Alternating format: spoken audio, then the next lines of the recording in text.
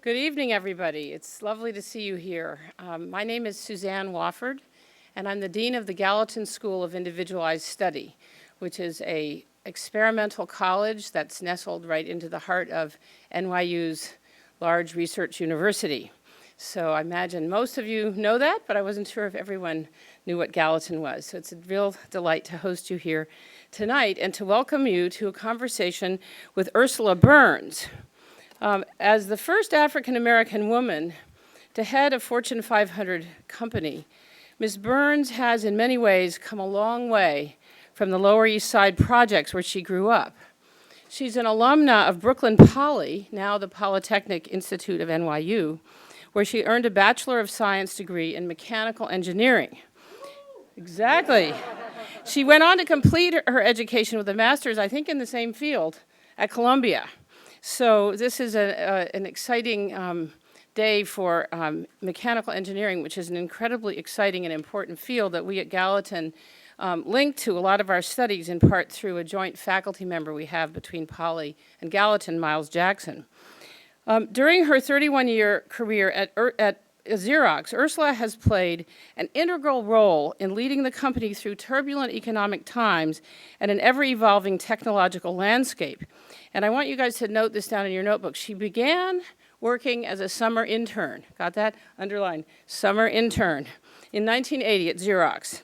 Some 20 years later, she was serving as the president of Business Group Operations, responsible for a $12.5 billion organization comprising 5 business divisions and the company's engineering center.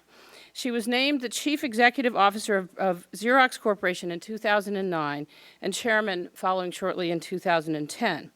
Within months of her appointment as CEO, Ms. Burns made the largest acquisition in Xerox history, which reshaped and revolutionized the way Xerox does business, moving Xerox along the path from a seller of printing equipment, the thing that we all know the verb Xerox for, and services, to a leader in gathering and analyzing and sharing information. And if you think about what a big deal that is, you think about other major corporations faced with technological shifts like the New York Times, and you think about how hard it is for them to shift from a model that is being superseded by electronic technology, you can recognize what a big challenge this was for Xerox and what an important set of decisions she made. In 2010, she received an honorary doctorate from NYU in commercial science, and the citation in part stated that we admired her because she was possessed of a global vision, operational discipline, fearless and decisive management, we just heard an example of that, and deep respect for the opinions of her colleagues. She was described as a model of enlightened corporate leadership. And outside of Xerox, she has spearheaded a number of initiatives to improve education in a variety of fields, including what we call STEMs, the science, technology, engineering, and math. And earlier she was saying to me that, of course, STEMs isn't her only passion, but it is really crucial to us in terms of the competitive advantage in the U.S. right now, how far behind we are. She's a founding board director of Change the Equation, which focuses on improving U.S.'s educational system, including in STEMs. President Obama named her in November 2009 to help head the National White House Initiative to help students excel in these subjects. And in addition, as you can see, her sort of two-pronged contributions to this public sphere, he appointed her as vice chair of the President's Export Council, which is the principal national advisory committee on international trade. And today she joins us in conversation not only as a world business leader, an NYU/Poly alumna, but also as a proud Gallatin parent. So it's a real pleasure to us. She's part of our Gallatin community to have her here, and I'm very delighted to introduce her. But before we welcome her with some applause, I'd like briefly also to introduce Jon H.M. So Jon, sitting in front of you, many of you are familiar with him as a senior at Gallatin and the president of the Gallatin Business Club. As president of the Business Club, he helped to found the Albert Gallatin Founders Fund earlier this year, NYU's first student-run entrepreneurship competition. And I want all you undergraduates at Gallatin to sort of write this down in your notebook. Students raise money for school. Excellent plan. So it's not just me, the dean, going out to do it, but the students have more impact. They're more exciting. They're more interesting for people than hearing from me that we need to do these things. The fund, as you know, perhaps many of you, gives up to 5 student teams $1,000 in seed money to build a business and the chance to win $10,000 for their venture. Now, you might think that Jon is like an econ major or a business major, but no, Jon's academic concentration at Gallatin is complex systems analysis.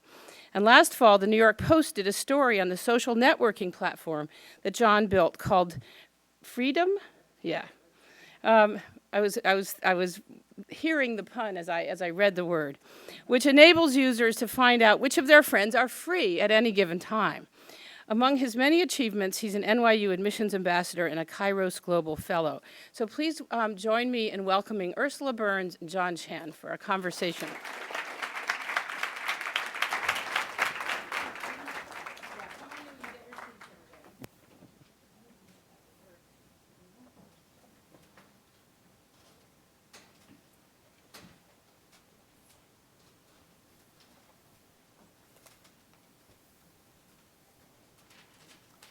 All right. Well, thanks, Suzanne, for those great remarks.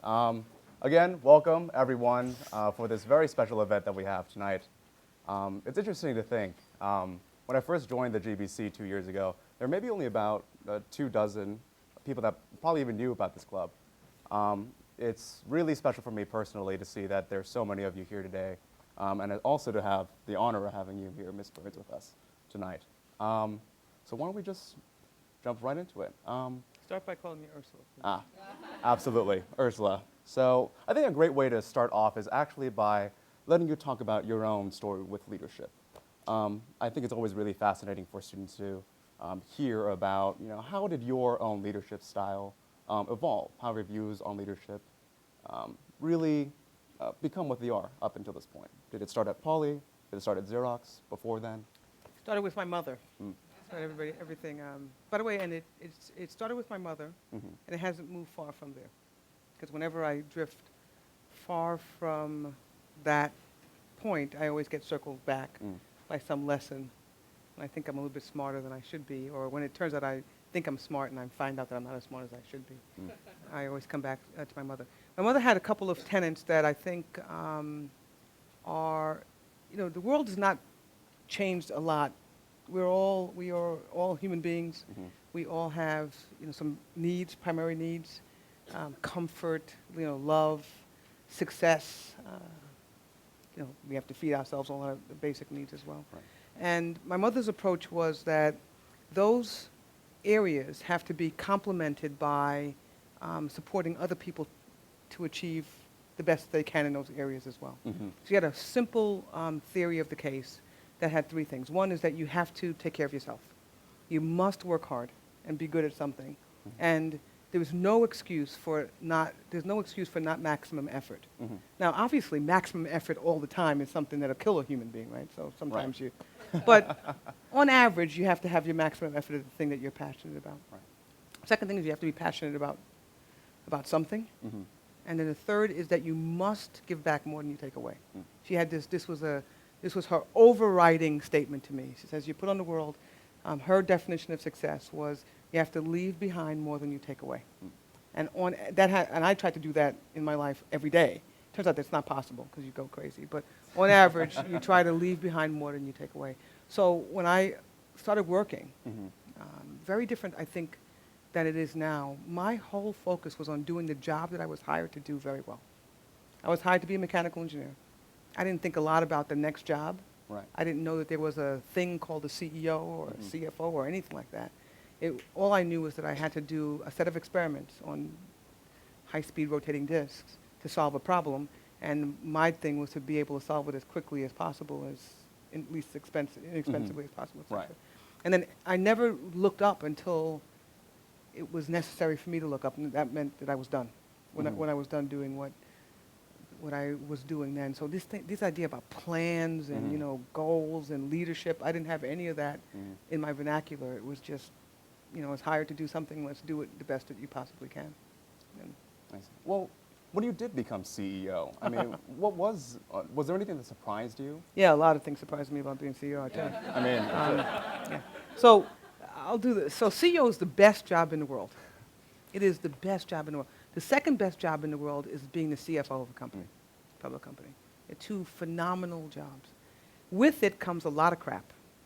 I mean, and the number of people who actually want to do it and have no idea what the heck it means are the vast majority of people who walk into my office. So while it's the best job, it's not for everyone. I think it's not for most people. And you can get close, and it may be, right after I became CEO, right before I became CEO, I was president. Right after I became CEO, I remember sitting in my office saying, shit, I should have stayed as president. Because the thing that you get the same amount of, I mean, the money is not that big a difference. I mean, it's like $5 difference between the thing. Multiply that by With a like, few zeros. With a few zeros after that. But the difference between the CEO and the president is really not that much money. Right. But the responsibility and the nervousness, the downside risk, it's like a weight. Yeah. This is the bad side of it that happens overnight when everybody thinks, including you, silly. It's a stupid thought. It takes you a while. Took me a while to grow out of it. That it all depended on you. Yeah. When they name you CEO, you say, okay, so now I am the face of Xerox, and it all depends on me. So if we fail something, then I failed. If we have to lay off a person, then I impacted their life, so on and so on and so on. It took me a year to realize that there are 135,000 people out here. Yeah. 140,000 people who actually is all of Xerox. Right. I just happened to be the person who was put in charge to take care of it now, the seventh CEO. There were 6 guys before me. So the most amazing thing was how much pressure there was. Right. That's the downside, and the pressure doesn't really go away. It doesn't even when you have a good day, the first thing you think about is the next day. Right. Investors, employees, products, customers, whatever. That's the downside. The upside is that you can actually do a lot. Almost unfettered. You can say, I think I want to buy a company. I want to go down a different line. Right. I want to open up plants and operations in different parts of the world. I want to fund, I want to get engaged in government. So it gives you an amazing platform to do just about anything that you want to do. Right. Hopefully, you're pretty good at it, and a lot of it has to do with the company, because otherwise it doesn't really serve the shareholders a whole lot. But it's almost instant credibility, and it's instant power, instant power. And if you don't really manage if you don't manage the downside, which is this pressure, and you get yourself all wrapped up in the instant power, you screw up. And if you don't understand that this power gives you flexibility, and you use that poorly, and just always focus on the downside, then you don't last very long either. So Well, it's a great job, though. I'm sure it is. While we're on the topic of leadership, I mean, one of the things I do want to talk about more is just leadership style in particular. I mean, here at Gallatin, the great focus is individualized study. It lets you specialize really quickly if you want to. You get to take classes around NYU if you'd like, and if there's a specific track, then you can just go ahead and go for it. But at the same time, there's also a very real focus on interdisciplinary study to have you synthesize from a lot of different kinds of fields. And I guess my question is it better for a leader to be a generalist, a specialist, or do they have to be a little bit of both? I think you start out as a specialist, and you grow into a generalist. Why is that? And I say this all the time. I have this belief that you have to be good at something. You have to be distinguished and good at something. And I have often, even throughout my whole career, I've had people who come to have what they call executive interviews, EIs. And so whenever I was the executive, people would come to talk to me. And they come in, and now I'm the executive CEO. And I have, you'll come in. John will sit down. I say, hey, how's it going, John? Good. How's work? Good.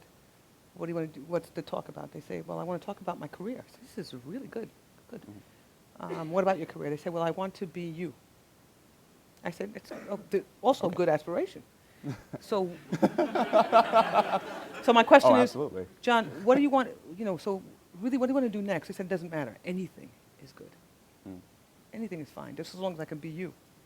And I said, so that shows me a huge amount of, I can distinguish you from everybody else who walks into the room because everybody else wants to do exactly the same thing. The way I find great people in my company is that they're doing something, whatever the heck it is.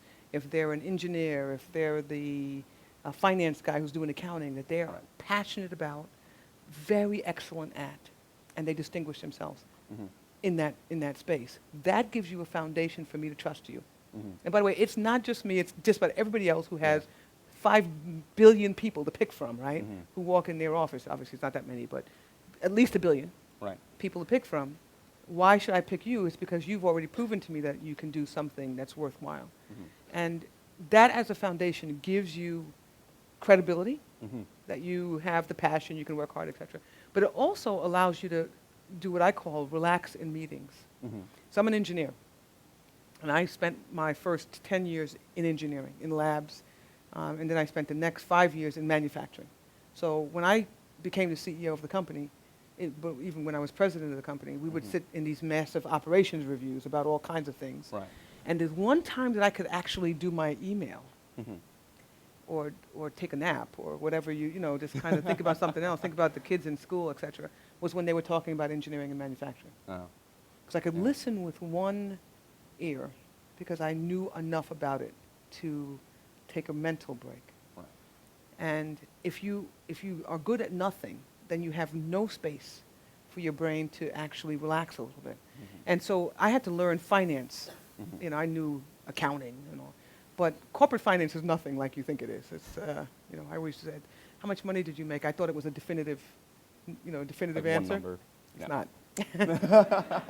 It could be anything with plus or minus 5%. And it was always, I'm an engineer, so everything has a fairly definitive answer. Like 1 + 1 is just about always 2. It's not, exactly. Yeah, it's not 2.2, depending on if it's whatever.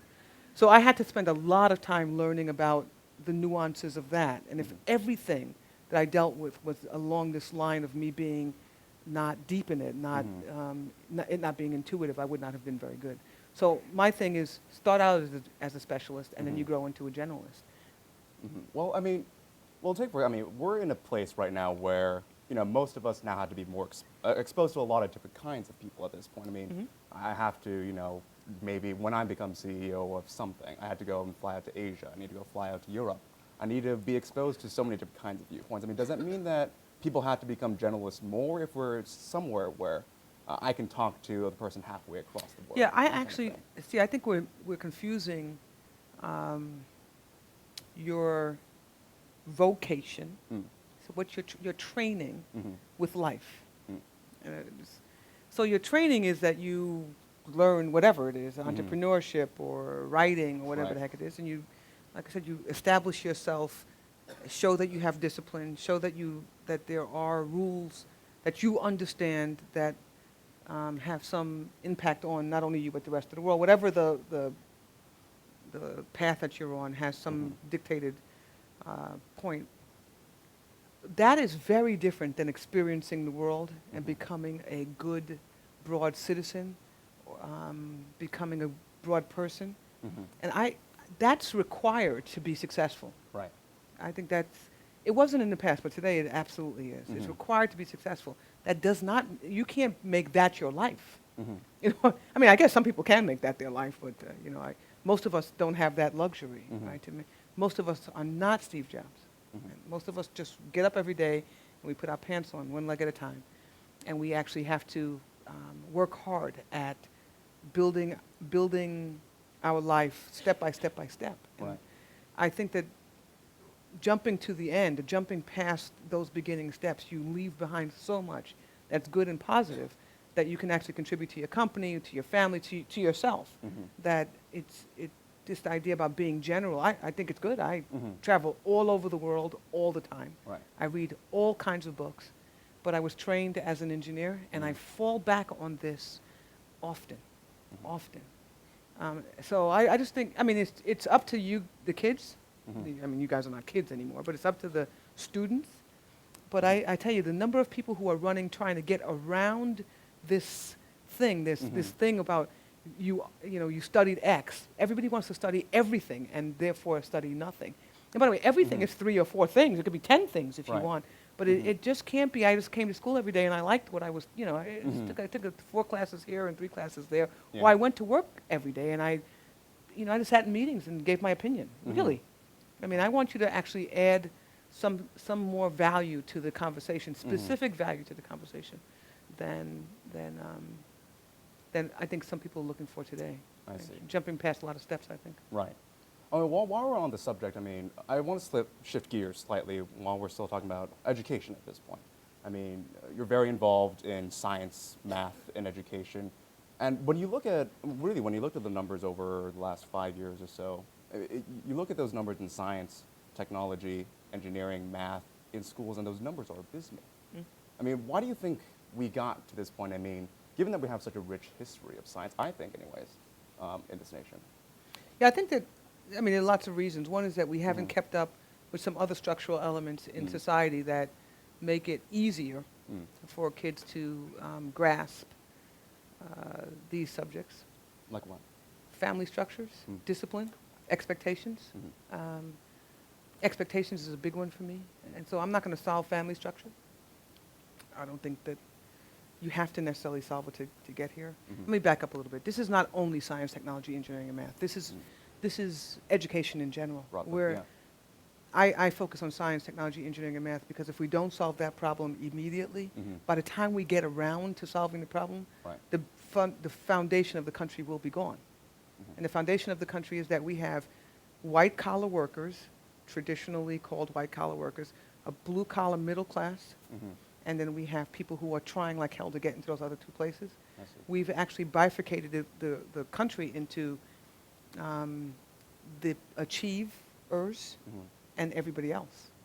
And I mean, there is nobody in the middle who's actually, and everybody else is, so you are the achievers, guys. I mean, if you can sit in this room, if you're sitting in this room tonight, then you're, I call it the them that everybody's talking about.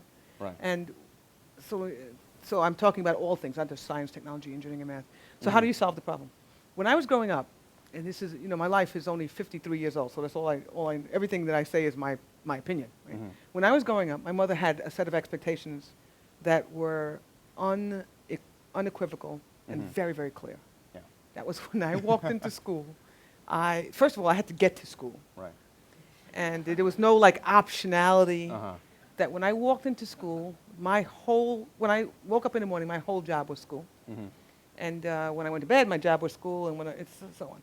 And therefore, if your job was that, it correlated with other things. You have to be good at something. You have to be really good at what you do. So you had to be a good student.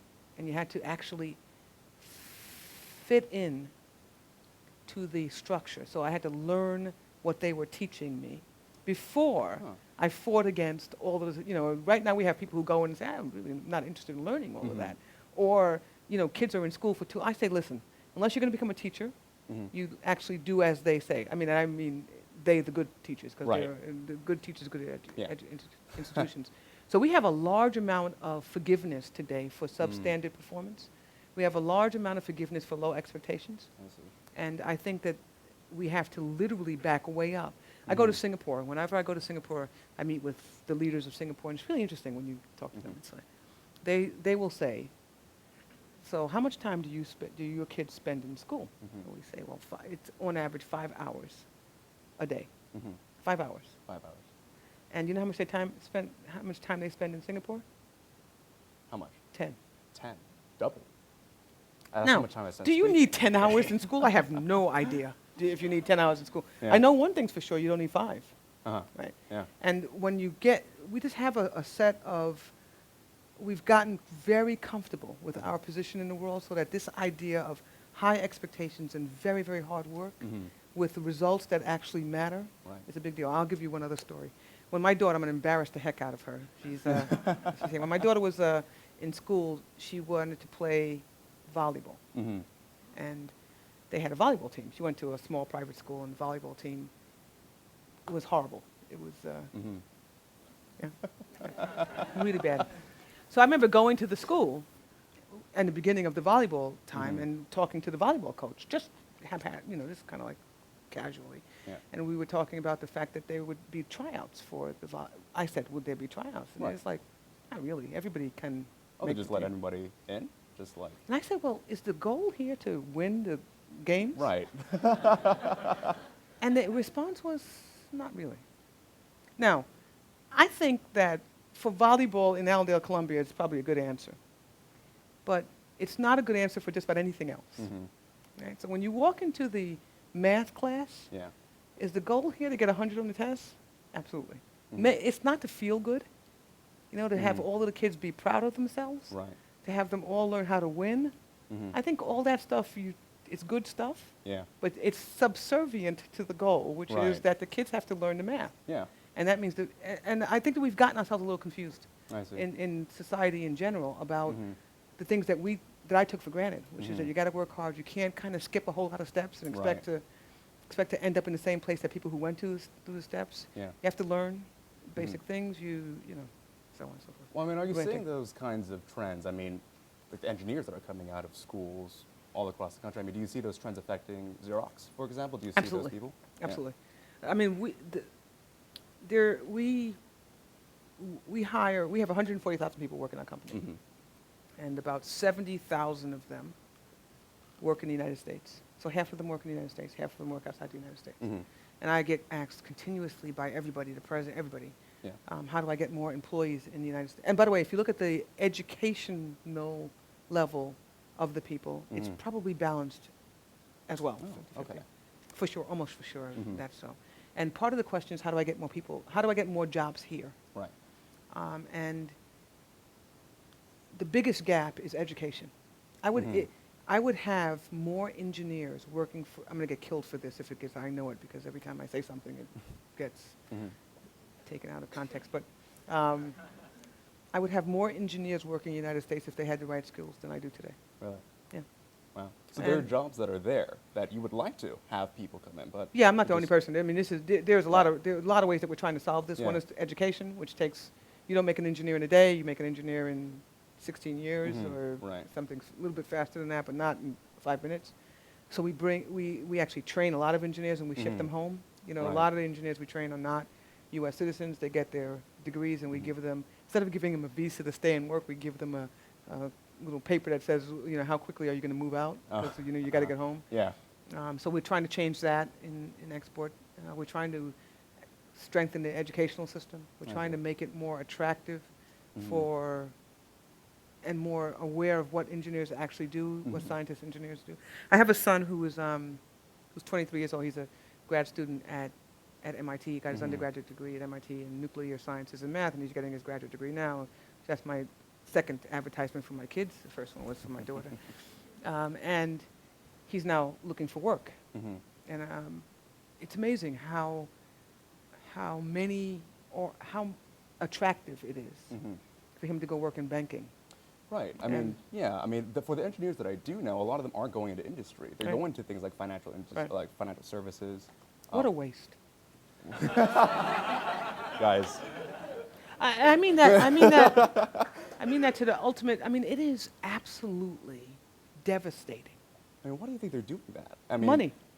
Money. I mean, it's pretty What is simple. the executive? So Yeah. I mean, it's not rocket science at Uh-huh. all. Oh, no. My son is a rocket scientist. They understand the numbers. But that the on the numbers, paycheck. and this gets me to my other point. I was talking to Susan about this earlier. Mhm. I started out making $29,004. My job offer out of college was for $29,000. I'll never forget this. Got a job offer for $29,004. I had a master's degree. Mhm. It came in a letter. It was typed, right? Mhm. Because you can, $29,004. And I said, holy Christ, can you imagine they're going to pay me this much money to do this thing? Yeah. This stuff that I was doing, which was fun to me, a lot of Mhm. fun. Right. And I now make a lot more than $29,004. It's in the proxy statement. I make lots more money than that. I make over $10 million a year. Mhm. At least that's what the proxy was there. I still haven't seen. I'm trying to find the $10 million. It's not. Right. The way, if you guys, one of the things that you should learn how to do is read these financial statements. Oh yeah. It's the net present value of your pension if you happen to die today. I mean, there's a whole bunch of stuff. Mhm. So you take all, but if I die today, I'm sure somebody would make the money, but I'd be gone, so it doesn't really Yeah. count for me. And Melissa, you cannot kill me, right? But I make a lot of money. Right. A lot of money. It's just millions of dollars a year. Mhm. And I say this all the time to kids. Now, it's hard for me to say because kids to people who are trying to make a lot more money. Mhm. There is a point, and it happens way before Yeah. $1 million, way before $1 million, where the next dollar doesn't make a damn bit of difference. Mhm. It doesn't change your life. It doesn't make you any happier. It's not worth the pursuit if you're going to give away a whole bunch of other things. Mhm. And what's happening now with banking and some of the other things, law, banking, but I think we need bankers and lawyers, don't get me wrong. I just think that there's a disproportionate like weighting towards this. Right. Is that the dollars for an entry-level master's degree person from MIT is a $150,000 base salary. And you say, I can't hire an engineer for that amount of money. Yeah. By the way, and I say to my son, you're not worth that much money. You just aren't. So don't get confused, because the money is good. And there's necessary but not sufficient. This is not necessary at all. It's unnecessary. So what we spend a lot of time, my husband and I spend a lot of time doing, is giving it away. And this is not self-serving at all. I'm trying to not make it self-serving. Because there is a point where it makes no damn difference in your life. In whether or not you're happy, whether or not you're contributing, it allows you to actually clutter yourself with a whole bunch of other things, Right. like the extra car, shoes, bag, whatever. And that's good, but it's not necessary. So if you can actually figure out a way to make it better, to make the world better. So I say to my son, things about energy that can change the world if applied well, right? So why wouldn't you, after you pay off your debt, right, which I think is what a lot of kids are trying to do, after you do that and get yourself relatively set, why don't you try solving some problems in the world, working on some opportunities here? Absolutely. Because it's really not necessary to get, because all you can do is spend it. And then when you spend it, where are you going to store all the stuff that you bought? Yeah, exactly. It's a lot of burden on your life, and I just think we have to step back. Education has become this means to, this is why the Entrepreneurs Club, we're going to get to this in a minute. I want to be careful about what this does here. The point of an education is not, listen to this, to get a job. There are easier ways, I tell you. Cheaper ways. I mean, $250,000 to get a job is kind of an expensive thing to do. I think it's to learn how to participate in the world at a level that's different than if you didn't have one. And different meaning better. Right. And so we have all these people who run after science, technology, engineering, and math versus creative writing. I think find something that you love, that you're passionate about, and the rest will come. The rest will come if you have the foundation. You work hard. There's kinds of things. You have good values that you actually think about the world that you live in and not try to run after the short term. But enough preaching. This is my, so since I have you, I can actually preach to you for a little while, right? Oh, good. You gotta take me. Well, coming right off the heels of that, I mean, there are a lot of entrepreneurs. I mean, for the other engineers that, aren't going exactly into industry or into financial services, a lot of them are interested in startups. I mean, a lot of them want to build web technologies, invent something that they can eventually build a company out of. I mean, and that's kind of on the opposite end. I mean, why do you think that trend is happening? I mean, I'd say maybe half of the people in this room that I recognize anyways are entrepreneurs. Why do you think that is for students like this? I think various reasons. One is that there are some great successes, the great examples that are pretty relevant, meaning people can identify, they're identifiable, that have been able to do that and actually create distinct value when they did it as well, not just, soap.com or whatever the heck it is. Right. Which is actually not a bad service. I use it, but it's not really. But it's really not creative. I mean, give me a break. It's not. It's not wholly necessary. So there are examples of great examples of people who can actually change the world with the advent of new technology. Yes. Second is that there is new technology that allows people, the basic technology that allows you to have a business that's based on the web that's our lifetime. That's your lifetime, not even my lifetime. When I started, it wasn't there.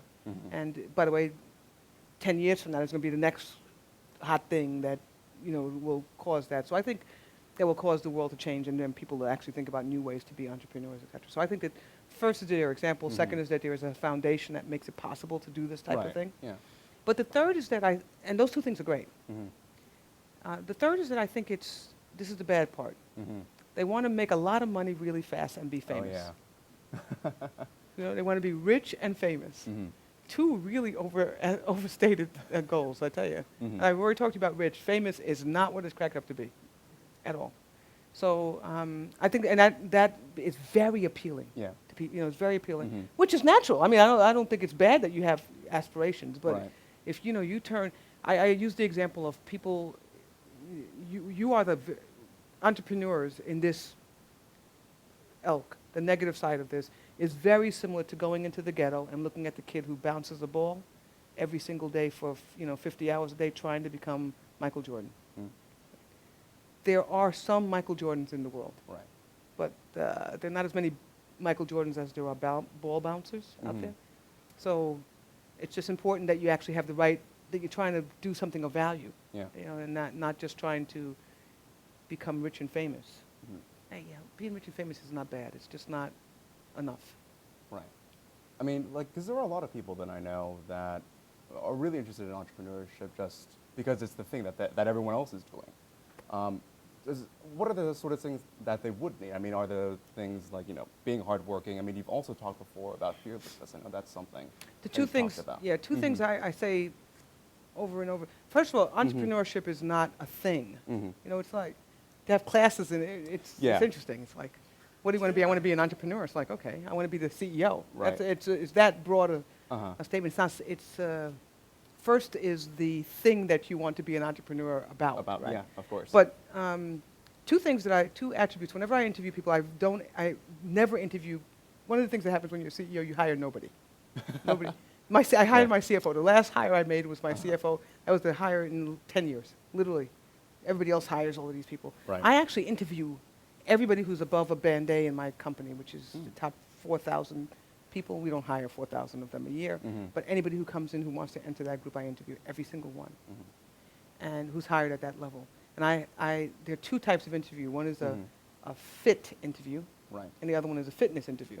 I do no fitness interviews. Fitness interviews are, can you do the accounting? Oh, right, yeah. Can I you mean, actually add? and I would more assume that stuff? by the Yeah. time they got to sit in front of me, I would think that you could probably made the pass on all of those Right. things. My interviews are all about fit. And fit are all about the tone of the company, how you work with your brothers and sisters, and how fearless you are and how impatient you are. Because one of the things that happens when we become comfortable in life is that we become very fearful and very patient. Right? And these two things will kill us. They will limit the extent to which we use our brains and we apply our passion. And if you look at some of the countries coming up, Yeah. one of the things that they have is they have very little fear about the downside, because there's very little downside. And the other one is that they are significantly less patient about their status quo. So they're willing to actually push the edges. And I think if we can have, the more people I have around me, the more people we have around our brand, around this company called Xerox, that are fearless and impatient, the better we will be in the future. The more at the edge of the future we will be. It doesn't mean reckless. Right. Reckless is fired. Yeah. Reckless, you get fired. Impatient to the point where you don't understand that people actually have a capacity. Those are all fireable offenses. But I'm just sitting down and saying it's okay today, so therefore it's probably going to be okay tomorrow. Right. Is really that's a bigger fireable offense in my point of view. So I think that when I look for people and when you're going to try to be an entrepreneur, it's all about what are you impatient about, and what are you fearful of, and trying to undo, to try to undo the fearfulness and try to make sure that the impatience pushes you towards a good outcome. All right. Well, I do want to give the audience an opportunity to ask some questions. So I think what we're going to do, we're going to have Matt run the mic. If you have any